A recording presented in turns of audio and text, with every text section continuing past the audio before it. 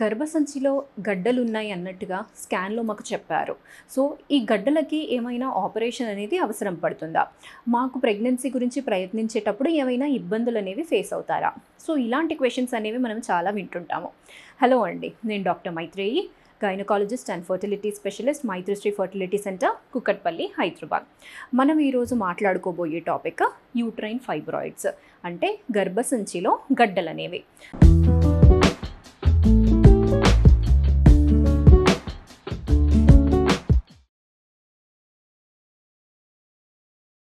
So జనరల్గా మనం చూసుకుంటే గర్భసంచి అనేది ఏంటి అంటే ఒక మస్క్యులర్ స్ట్రక్చర్. మన బాడీలో వేరియస్ మజిల్స్ ఎలా అయితే ఉంటాయో మన గర్భసంచి కూడా అదే విధంగా ఒక మస్క్యులర్ బ్యాగ్ లాగా ఉంటుంది. ఆ మజిల్స్ ఎప్పుడైతే కొన్ని చోట్ల హైపర్ట్రోఫీ అంటే పెరిగిపోతాయో, లావుగా వాచిపోతాయో, ఆ ఏరియాలో మనం ఇలా గడ్డలు అన్నట్టుగా చూస్తుంటాము. వాటినే మనము ఫైబ్రాయిడ్స్ అంటాము. సో ప్రెగ్నెన్సీ కోసము ప్రయత్నించేటప్పుడు ఈ ఫైబ్రాయిడ్స్ ఏమైనా అడ్డుపడతాయా? సో అది దానికి ఆన్సర్ ఏంటి అంటే డిపెండింగ్ అపాన్ పొజిషన్. ఆ పొజిషన్ ఎక్కడ ఉంది, సైజ్ ఎంత ఉంది, దీన్ని బట్టి కొన్ని కేసెస్లో ఫైబ్రాయిడ్స్ మాత్రము ప్రెగ్నెన్సీలో ఇబ్బంది అనేది కాసెస్ చేస్తుంటాయన్నమాట. అలాంటి కేసెస్లో మనము వాటిని తీయాల్సిన అవసరం అనేది ఉంటుంది. సో ఈ ఫైబ్రాయిడ్స్ అనేవి 3 టైప్స్ ఉంటాయి. ఒకటి వచ్చేసి ఇంట్రామ్యూరల్ ఫైబ్రాయిడ్, నెక్స్ట్ వచ్చేసి సబ్మ్యూకోసల్ ఫైబ్రాయిడ్, థర్డ్ వచ్చేసి సబ్సీరోజల్ ఫైబ్రాయిడ్. ఇంట్రామ్యూరల్ ఫైబ్రాయిడ్ అంటే మనం ఇలా చూస్తుంటే గర్భసంచి 2 లేయర్స్ మధ్యలో ఉన్న ఫైబ్రాయిడ్నే మనము ఇంట్రామ్యూరల్ ఫైబ్రాయిడ్ అని అంటున్నాం. తర్వాత గర్భసంచి లోపల సైడ్ ఉండే ఫైబ్రాయిడ్ని మనము సబ్మ్యూకోసల్ ఫైబ్రాయిడ్ అంటాం. నెక్స్ట్ గర్భసంచి బయట సైడ్ ఉండే ఫైబ్రాయిడ్ని మనము సబ్సీరోజల్ ఫైబ్రాయిడ్ అంటాము. ఇక్కడ మనము ప్రెగ్నెన్సీ కోసం అన్నట్టుగా చూస్తే ఫర్టిలిటీ పాయింట్ ఆఫ్ వ్యూలో మనకు ఈ ఇంట్రామ్యూరల్ ఫైబ్రాయిడ్ వచ్చేసి తర్వాత సబ్మ్యూకోసల్ ఫైబ్రాయిడ్, ఈ 2 అనేవి మాత్రము మనకి చాలా ఇంపార్టెంట్. ఇంట్రామ్యూరల్ ఫైబ్రాయిడ్ అనేది ఇప్పుడు సైజ్ అనేది 4 సెంటీమీటర్స్ కన్నా ఎక్కువగా ఉన్నా, లేదు అంటే లోపల క్యావిటీని కంప్రెస్ చేస్తున్నా, ఇలాంటి కేసెస్లో మాత్రము మనము ఈ 2 క్రైటీరియా ఉంటే మయోమెక్టమీ అనేది చేసుకోవాలి. అంటే ఫైబ్రాయిడ్ రిమూవల్ అనేది ప్రొసీజర్ అనమాట. ఒకవేళ ఫైబ్రాయిడ్ అనేది 4 సెంటీమీటర్స్ కన్నా తక్కువ సైజు ఉంది అండ్ క్యావిటీ నుంచి దూరంగా ఉంది అంటే మాత్రం అలాంటి కేసెస్లో ఇంట్రామ్యూరల్ ఫైబ్రాయిడ్ని మనం టచ్ చేయాల్సిన అవసరం అనేది ఉండదు.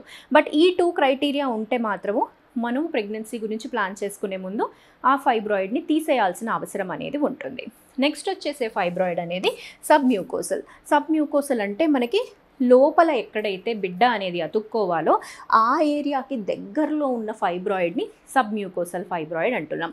ఈ ఫైబ్రాయిడ్ ఎంత చిన్నగా ఉన్నా, ఏ సైజ్ ఉన్నా కానీ, ఎనీ సైజ్ అయినా కానీ దీన్ని మనము రిమూవ్ చేయాలి. ఎందుకు అంటే బేబీ అనేది ఎక్కడ ఇంప్లాంట్ అవుతుందో ఆ పొజిషన్లో అనేది మనకు అక్కడ ఫైబ్రాయిడ్ అనేది ఉంటుంది. అందుకే ఆ ఫైబ్రాయిడ్ని మనం తీసేయాల్సిన అవసరం అనేది ఉంటుంది. తర్వాత వచ్చేసి సబ్సీరోజల్ ఫైబ్రాయిడ్. సబ్సీరోజల్ అంటే గర్భసంచికి బయట సైడ్ ఉండే ఫైబ్రాయిడ్ సబ్సీరోజల్ ఫైబ్రాయిడ్. ఈ ఫైబ్రాయిడ్ అనేది ఒకవేళ మనకి ఇలా ఒక స్టాక్తోని అటాచ్ అయ్యి ఉంది అంటే మాత్రం దాంట్లో కాంప్లికేషన్స్ వచ్చే ఛాన్సెస్ ఉంటాయి.